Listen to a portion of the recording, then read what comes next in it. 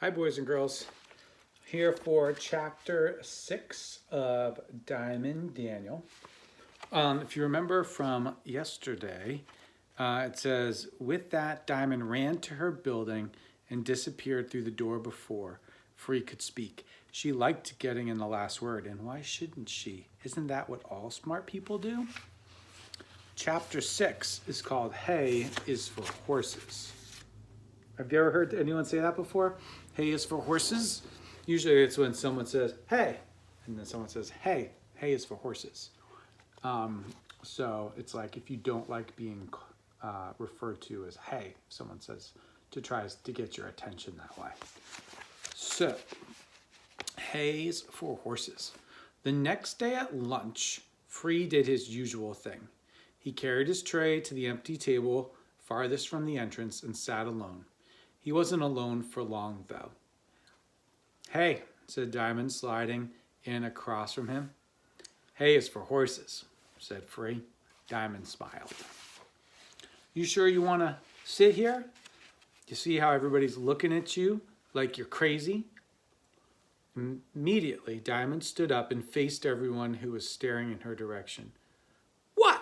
She asked. Cat got your tongue? Each person seemed to be waiting for someone else to speak. When no one did, they all turned away and went back to eating their lunch. Diamond sat back down. Can I have some of your fries? Asked Diamond. Wow, said Free. You're amazing. What? You really don't care what people think? About what? About sitting with me? About anything? Why should I? Asked Diamond. I know what I think, and that's enough. Free just shook his head. You can't do things or not do things just because somebody else thinks you should. I mean, what if they're dumb as a rock and you're paying attention to them? That's silly. Anyways, can I get a couple of your fries or not? Free pushed the plate of fries towards Diamond and was quiet for a long time. She sure gave him a lot to think about. That was a really short chapter.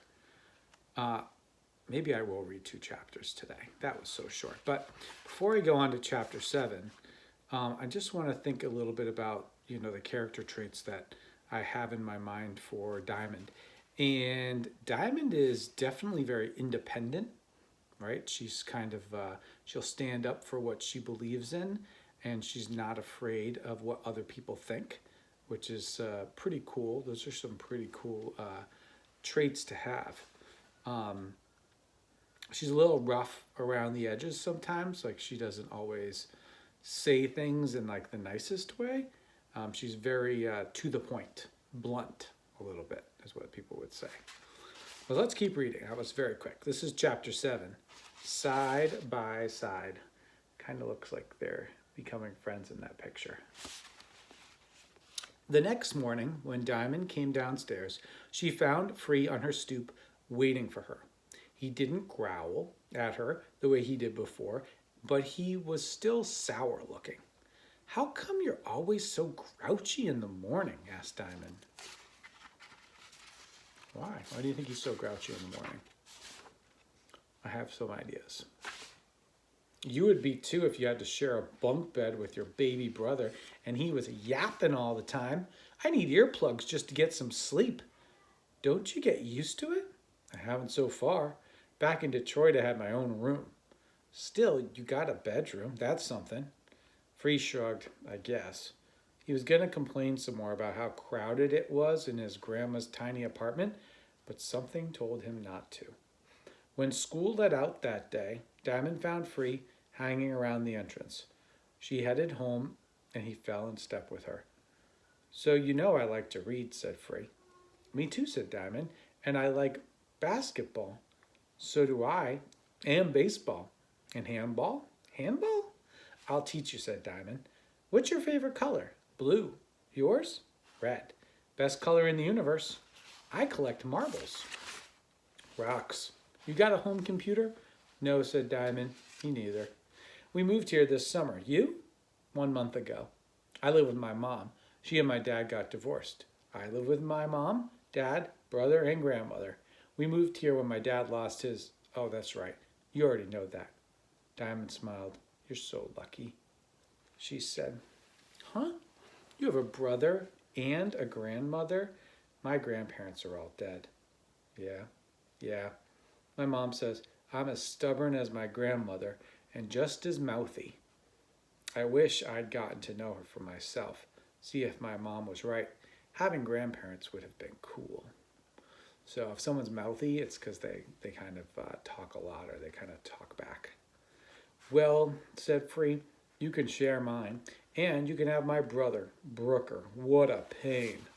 That's what everybody says about their brothers and sisters, but sometimes I wish I had one to talk to.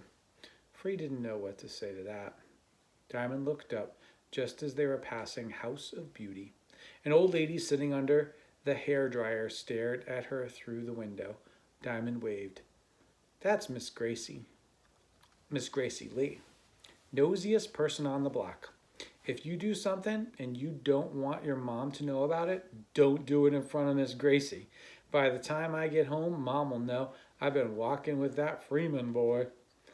But how does she know? She knows everything, said Diamond. Next, she waved to a young mother pushing a baby in the carriage, with two more little ones trailing behind. The lady at the flower stand smiled at her, and she nodded at the man at the newsstand who called to her. Hey there, Diamond. You know all these people? Said Free. It wasn't a question, but his voice was full of wonder. Sure, you will too, after a while. I don't know, said Free.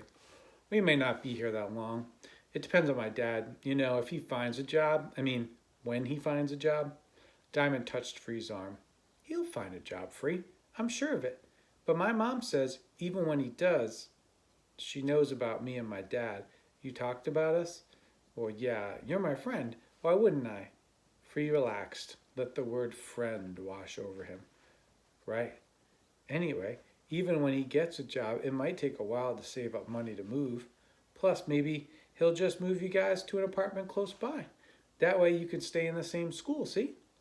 So why not get to know everybody in the neighborhood? You might be here for a long time. At least I hope so, thought Diamond, but she kept that thought to herself. Before she knew it, they had reached her building. She waved goodbye to Free and ran inside.